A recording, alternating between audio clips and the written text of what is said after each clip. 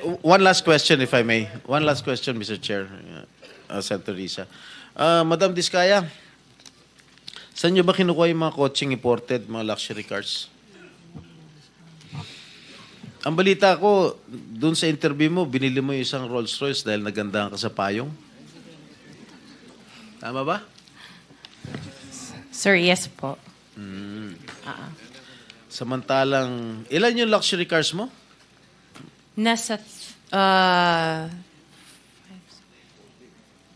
po.